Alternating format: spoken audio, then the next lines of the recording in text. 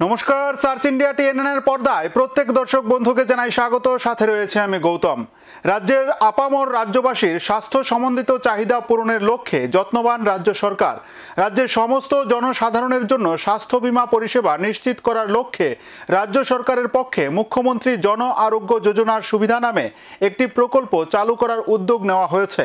প্রধানমন্ত্রী জন আরোগ্য যোজনার সুবিধা যারা পাচ্ছেন তারা ব্যতীত রাজ্যের সমস্ত পরিবার এই সুবিধা পাবেন।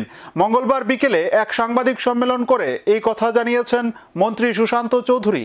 মঙ্গলবার সচিবালয়ে রাজ্যের পর্যটন মন্ত্রী সুশান্ত চৌধুরী এক সাংবাদিক সম্মেলনে মিলিত হন এবং সাংবাদিকদের সামনে মন্ত্রিসভার গুরুত্বপূর্ণ সিদ্ধান্তের কথা তুলে ধরেন। এদিন রাজ্যের জনসাধারণের জন্য মন্ত্রিসভার সিদ্ধান্তের কথা তুলে ধরে তিনি জানান, রাজ্যের সমস্ত জনসাধারণের জন্য স্বাস্থ্য বীমা পরিষেবা নিশ্চিত করার লক্ষ্যে রাজ্য সরকারের পক্ষে মুখ্যমন্ত্রী জন আরোগ্য যোজনা প্রকল্প চালু করার উদ্যোগ নেওয়া হয়েছে। প্রধানমন্ত্রী জন আরোগ্য যোজনার সুবিধা যারা পাচ্ছেন তারা ব্যতীত রাজ্যের সমস্ত পরিবার সুবিধা পাবেন। তাছাড়া মন্ত্রী আরও জানিয়েছেন, এই প্রকল্পের রোগীদের নগদহীন কাগজবিহীন স্বাস্থ্য বীমা সুবিধা গ্রহণ করবে। এই প্রকল্পে অন্তর্ভুক্ত প্রতিটি পরিবার প্রতি বছর ৫ লাখ টাকা পর্যন্ত স্বাস্থ্য বীমা সুবিধা পাবে।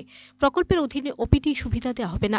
সুবিধাভোগীরা তালিকাভুক্ত সমস্ত সরকারি ও বেসরকারি হাসপাতালে চিকিৎসা নিতে পারবেন। একটি যোগ্য পরিবারের অধীনে সদস্য সংখ্যা কোনো সীমা থাকবে না। ১ এপ্রিল প্রতিটি যোগ্য পরিবারের জন্য প্রতি বছর ৫ লক্ষ টাকা স্বয়ংক্রিয়ভাবে পুনর্নবীকরণ করা হবে এবং অব্যবহৃত ওয়ালেট ব্যালেন্সের কোনো স্পিল ওভার থাকবে না। ইমপ্লান্ট, পেসমেকার ইত্যাদি সহ সমস্ত প্রাথমিক, সেকেন্ডারি এবং টার্সিয়ারি পর্যায়ের প্যাকেজগুলি এই প্রকল্পের অধীনে অন্তর্ভুক্ত থাকবে। স্ট্যান্ডার্ডাইজেশন, ইউনিফর্মিটি ও সর্বজনীনতার জন্য এবং প্রকল্প বাস্তবায়নের সহজতা নিশ্চিত করতে মুখ্যমন্ত্রী জন আরোগ্য যোজনার অধীনে প্যাকেজগুলি পিএম জন আরোগ্য যোজনায় প্যাকেজ নির্দেশিকা অনুসারে হবে।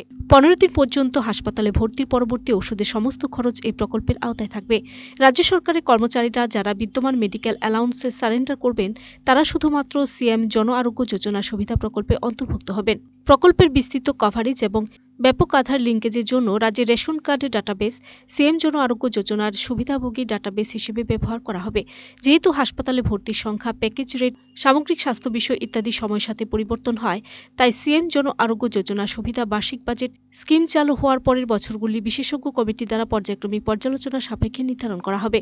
পাশাপাশি মন্ত্রী আরও জানান, রাজ্যে ২২৬ জন জুনিয়র ফিজিক্যাল ইনস্ট্রাক্টর নিয়োগ করা হবে।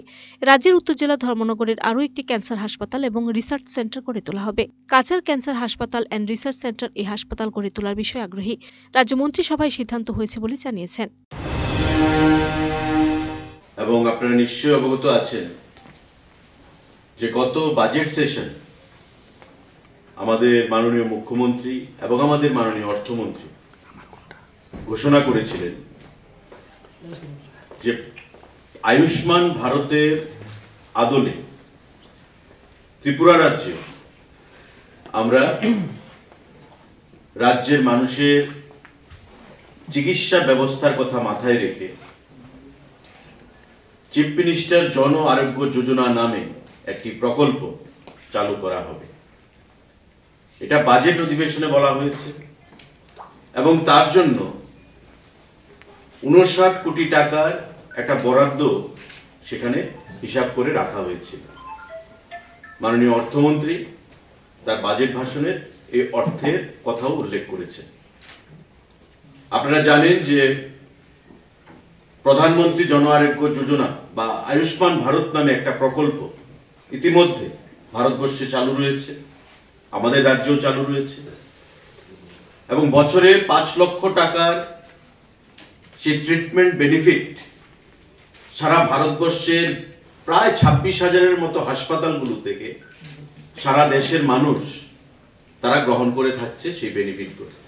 আমাদের রাজ্যেও সেই বেনিফিট রাজ্যের গরিব অংশের মানুষ বিশেষ করে সেটা গ্রহণ করে আসছে এবং ত্রিপুরা রাজ্যে এই আয়ুষ্মান ভারতের অধীন প্রাইম মিনিস্টার জন আরোগ্য যোজনা তার অধীন প্রায় ৪.৫ লক্ষ মানুষ জনগণ ইতিমধ্যে রেজিস্টার্ড হয়েছেন এবং ৫ লক্ষ টাকা করে বছরে বিভিন্ন চিকিৎসার সেখানে সুযোগ সুবিধা তারা গ্রহণ করছেন। আমাদের মাননীয় মুখ্যমন্ত্রীর ঘোষণা অনুযায়ী, আমাদের অর্থমন্ত্রীর ঘোষণা অনুযায়ী এই ঘোষণাকে বাস্তবায়িত করার জন্য গত ক্যাবিনেট মিটিংয়ে ৩ তারিখে চিফ মিনিস্টার জন আরোগ্য যোজনা অর্থাৎ সম্পূর্ণ আয়ুষ্মান ভারতের মতো, আয়ুষ্মান ভারতের আদলে chief minister CMJAY, chief minister Jan Arogya Yojana নামে যে প্রকল্প, যেটা ঘোষণা দেওয়া হয়েছিল, তার অনুমোদন ক্যাবিনেট দিয়েছে। 4.5 লক্ষ ফ্যামিলি যারা ইতিমধ্যে আয়ুষ্মান কার্ড পাচ্ছে সুযোগ সুবিধা, তারা এই প্রকল্পের বাইরে থাকবে। কারা কারা এই প্রকল্পের সুবিধা গ্রহণ করতে পারবে? যারা আয়ুষ্মান ভারতের প্রকল্পের মধ্যে অলরেডি রেজিস্টার্ড, তারা ব্যতিরেকে সবাই এই প্রকল্পের আওতায় আসবে। আর শুধুমাত্র 10,000 বিল্ডিং এবং আদার কনস্ট্রাকশন যারা ওয়ার্কার সঙ্গে, মানে লেবার ডিপার্টমেন্টের, তাদেরও সেখানে 10,000-এর মতো শ্রমিক রয়েছে, তারা তার বাইরে সেখানে থাকবে। Bureau report, search India channel.